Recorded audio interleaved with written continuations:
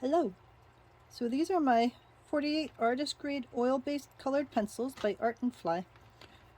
Oil-based pencils are different from wax-based pencils, which are the, I guess, more normal type of colored pencil that you'll find out there.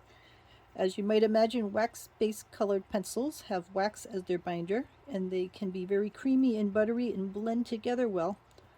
Oil-based colored pencils tend to have a harder core, so they break less easily, and they tend to blend a little less well. And also, when you're blending, you don't use a colorless wax-based blending pencil like you would with a wax-based pencil. You use oil substance, solvent. So you can use them together. They are often similar in many ways, and I like having both of them because they both have their different ways that they work quite lovely. So what I'm going to do is put all the pencils down over here. I printed this on watercolor paper just because I could send watercolor paper through my printer more easily than I could send colored pencil paper in the sizes that I have available at the moment. But I'm sure that will be fine to give you a sense of what the colors are. Alright, so we'll start with white 01. As you might imagine, you're really not going to see white on the white paper, but that's okay. I will do lightest on one side, darker on the other. Yellow. Nope. Yellow. Two.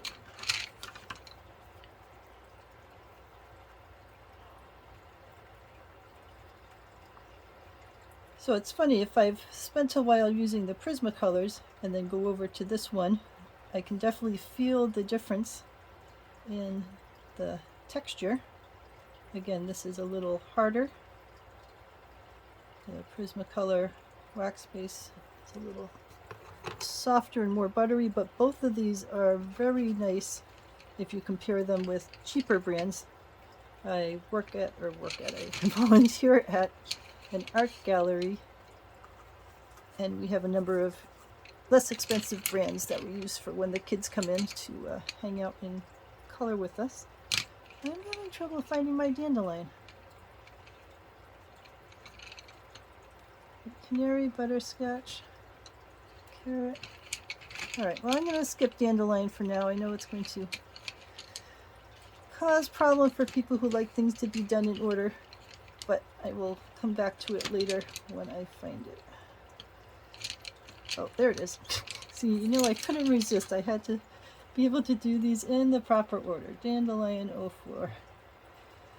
So anyway, when the kids come into the gallery to hang out and paint with us, we tend to give them the less expensive colored pencils, so if they break some, it doesn't really matter. And they feel, to me, very gritty, sort of like you're working with sandpaper and rough, where in comparison, both the this is Canary, and here's what the colors look like over here. Both these oil-based pencils and the PrismaColor wax-based pencils have a much smoother feel to them. And the wax-based people often give it a term of buttery. This also feels very smooth. I suppose you could say it's less buttery, and what would a term be for it? Oh, so now I'm going to have trouble finding sepia. We'll see if I can get sepia. That wasn't too bad. For some reason, I often have trouble, or I suppose sepia, finding sepia. I think because I do a lot of photography and I don't quite think of this color as being sepia. That's alright. Here's Scotch. 08.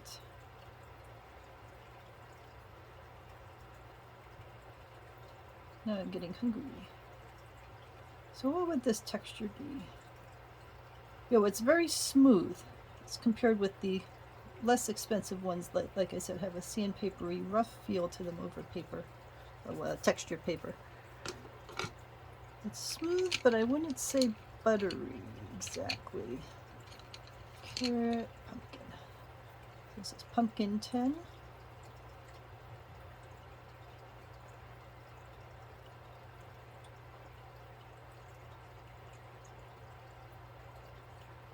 Alright, if it isn't buttery, what is it?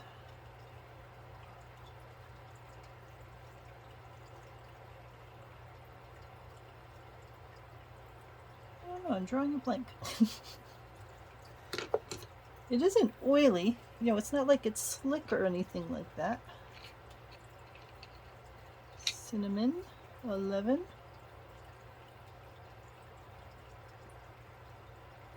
It is smooth. There is enough of a feel to it sliding over the paper that you always feel like you're in control. See, it's just very smooth and loose when it's going over there, which I like a lot. I'll think about it while I do some more in here. Paprika.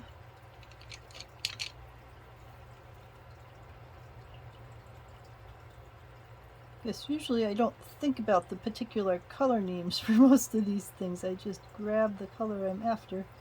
You know, if I'm working on flowers or something, I have a particular style of color combinations in mind, and I just grab the ones that look like that without thinking about the names. And also part of the problem is I have a number of different sets, the PrismaColors and other things, and they all often have different colors with different names, and at least most of these are semi-reasonable names. But like this one I'm looking for right now is Tiger, and I would think that would be an orange. Alright, Tiger, there we go. Yeah, so I wouldn't call that Tiger.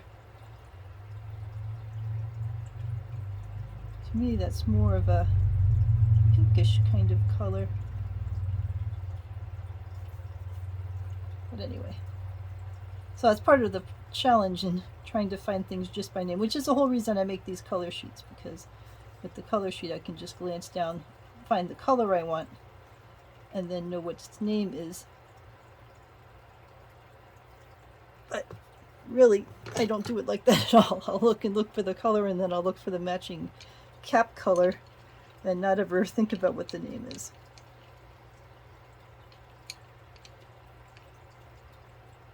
This is chili. That one's worn there, and it looked like it was like a name that was small for some reason.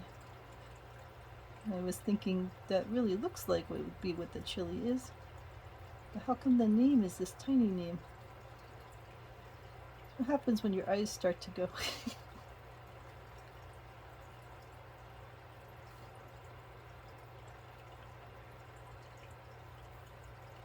Yeah, it's definitely not a waxy feel. True red.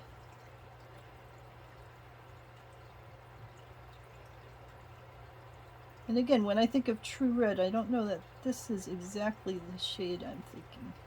But, you know, we can complain about how companies name their colors.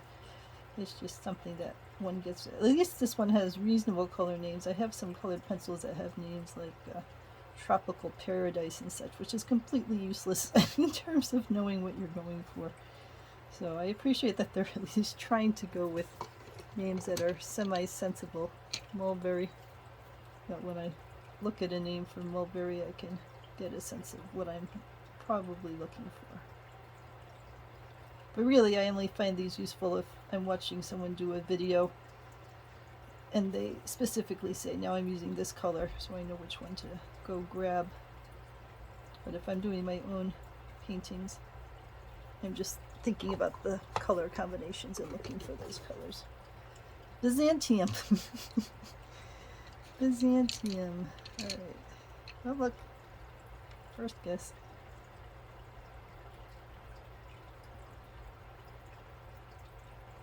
You have to start thinking like a color name.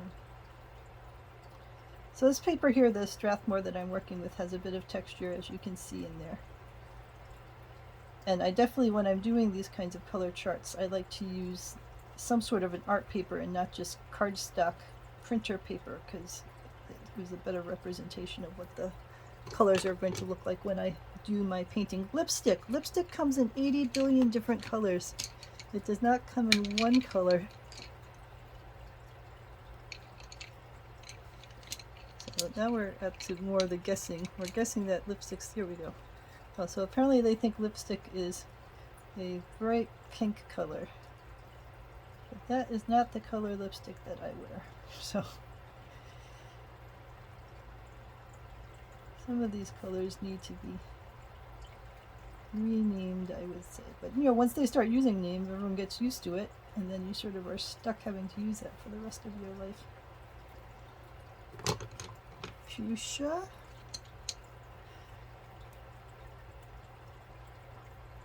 I love fuchsia. It is a gorgeous color. I imagine we are all drawn to different colors for different reasons.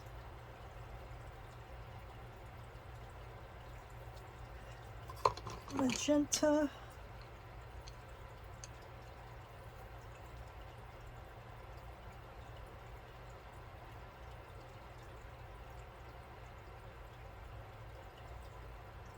Still trying to think how to describe this texture. We don't call it buttery. We just call it smooth. And leave it at that. I'm definitely pressing down more than I would be doing with a wax-based color pencil, like the PrismaColor. But it's not like I'm having to really grind it down or anything like that. And with the way that these are stored, tipped down in the case, it's good that they are a little more robust than wax-tipped colored pencils. But I still wouldn't shake it like a maraca. You want to be reasonably gentle with your colored pencils.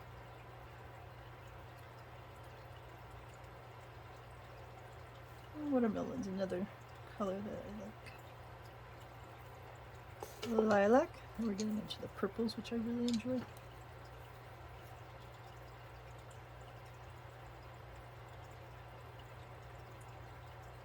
So I have several friends who adore this set of colored pencils and use it all the time rather than Prismacolor. And then I have some other friends who adore Prismacolors and use wax-based colored pencils for everything. So I imagine part of it is what you get used to and the things you use maybe in art classes or when you're getting started, and then you just get hooked on that style. And then even if you wanted to change, you just don't like the feel of the other kinds of colored pencils, or how they flow, or the color combinations that they are. I do a lot of watercolors. This is Iris 29. I do a lot of watercolors, and I have sets of colors, various levels of expense, and there's some really inexpensive sets that I just love the color combinations that they happen to provide, and I can't get some of those exact shades of color in some of the other sets, even in the more expensive sets, so I would have to be hand mixing those colors over and over and over again, or I could just use the colors in the inexpensive set, which are doing quite nicely. So there's all sorts of reasons people choose navy, choose a particular type of art supply. And you know, part of it is a budget. Some people just can't afford certain art supplies, and so even if they would have liked it, it's out of their range for now.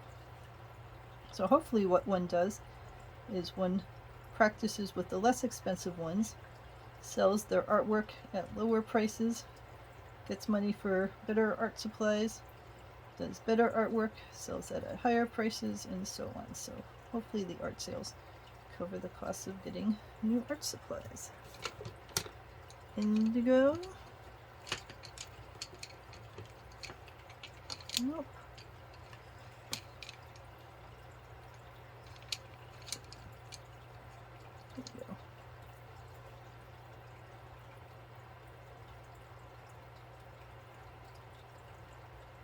odd. This indigo looks more purple to me. It's like it went through the purples and then hopped over to blue and then hopped back to purple. I guess we all have our own ways that we would organize things. But if I was organizing this color list, I would have gone red, orange, yellow, green, blue. So this whole yellow, red, pink combination here is not how I normally would have laid it out. But that's okay.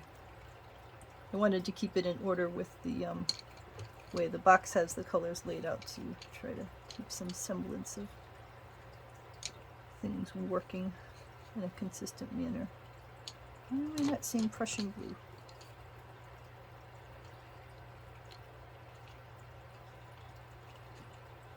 Here we go. See, that's one where I don't think the end cap exactly matches. Some art sets do a wonderful job with the end cap matching the color that the pencil creates, and then some are wildly off. I have some sets, usually the less expensive sets, that are wildly off in terms of what the end cap shows versus what the pencil does, and that one is a bit different to my eyes, but that's alright. Again, that's part of the benefit of doing a color chart. This is Oxford blue, is that I'll just slide that way a little bit. Is the color chart will let you see exactly what the colors look like, and then when you're looking for an end cap, there's only 48 colors in this set, so it's not like you have to look through too many to track down which one this is, and this will probably still be the closest out of the different options in there. Alright, Egyptian blue. Oops. Oh, that one. I actually, come to think of it, brought this into the gallery yesterday to work on a project. Here I was thinking I hadn't used them in a while, and I did actually have them out yesterday, and a friend of mine asked if she could do some drawing with my pencils. And I have a feeling that's why several of these colors got worn down while she was off testing them out. Alright, Egyptian blue.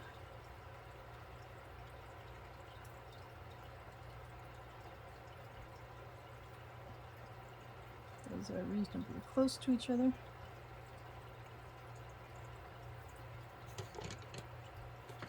Sapphire.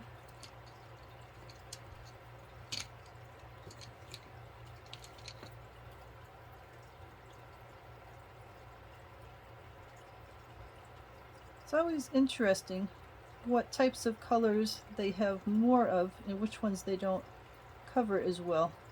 They must do a lot of market research to determine, people are doing lots of water scenes or a lot of florals or whatever it is, and then trying to provide the colors that people use for those sorts of things. Turquoise.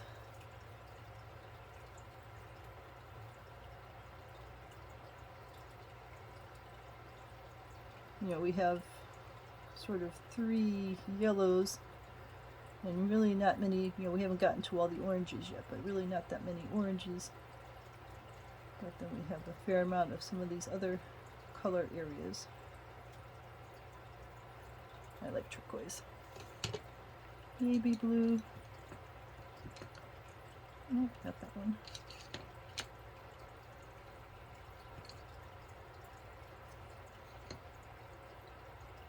Alright, now I'm baffled. Are you baby blue?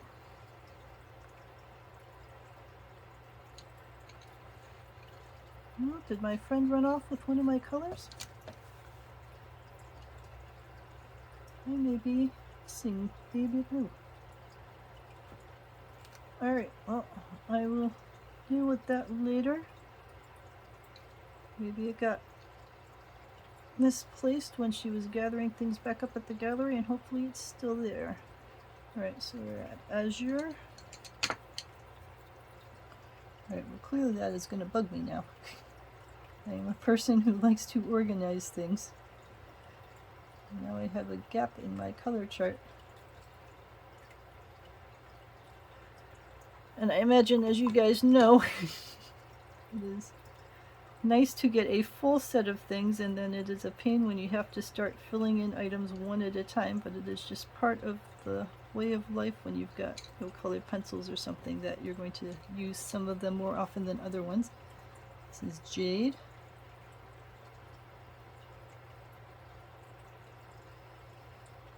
So if I can track down what my friend did with the baby blue, that'd be good. And if not, I'll just have to buy another one. Kelly green. No, that's mint. There we go.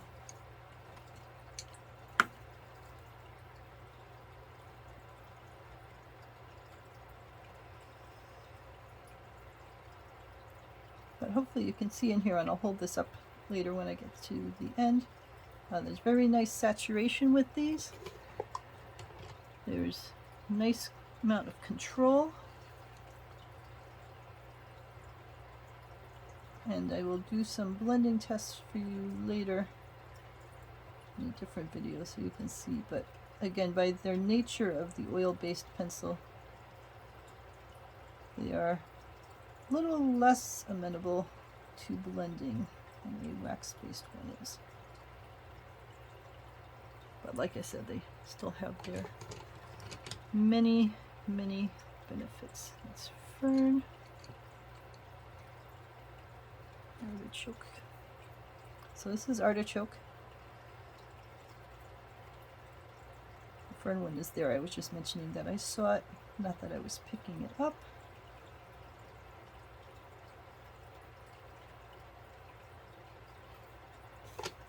Now we got fern.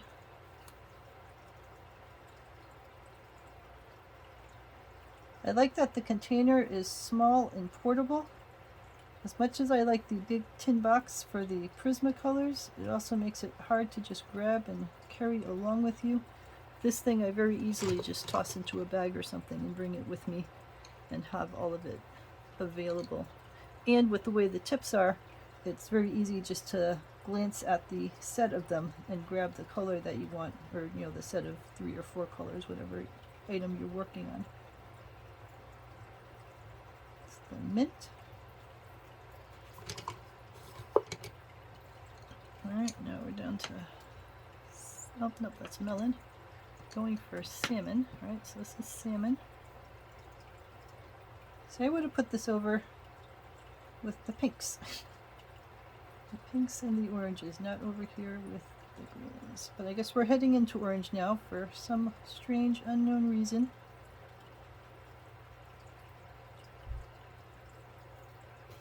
Next we're doing melon.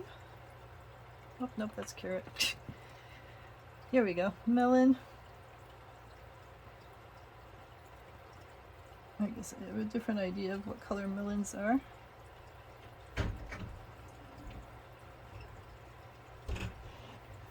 Next I'm doing carrot. So this is the carrot color.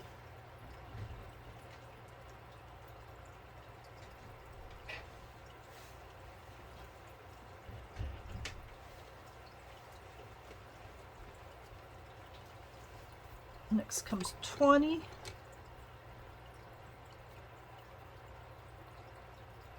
When I think of 20, I think of port. This is not the color of a 20 port. That is alright. We're running low on pencils that are left. Pecan, or maybe you say pecan. Either one is fine.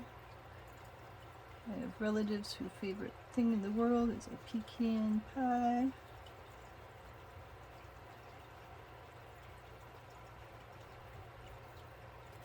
See, there's just a little bit of texture involved when you're working with these.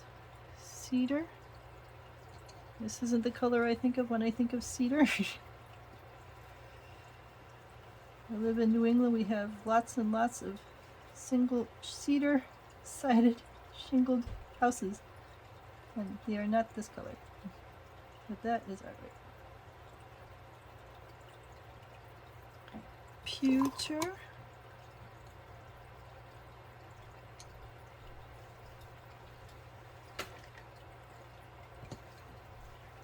Well, I clearly have still not found that baby blue. So maybe at the gallery somewhere, and I may just have to buy myself another one. Steel.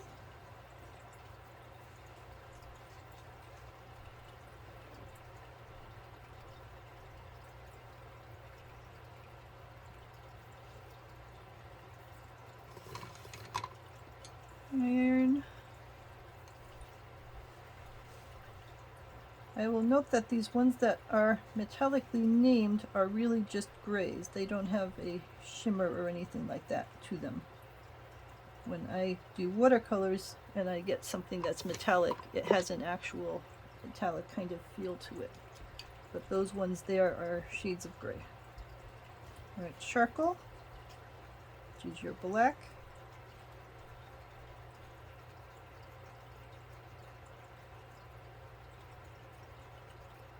This is a fairly dark black.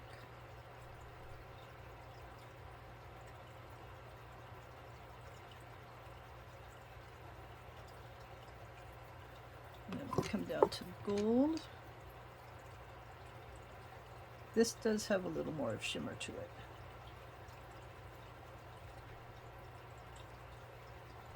So that's more what I think of when I think of something that's metallic. And then silver.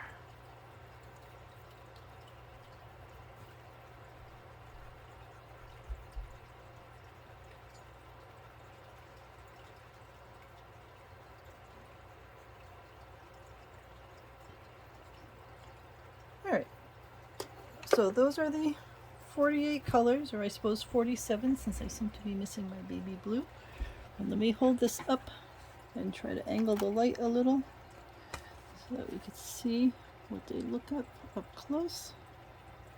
So the colors are rich and vibrant.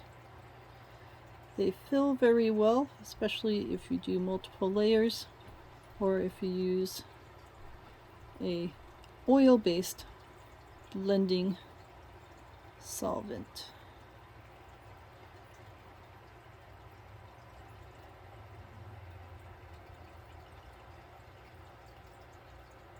Alright, so let me know if you have any questions at all about the colors in the Art and Fly oil-based colored pencil set.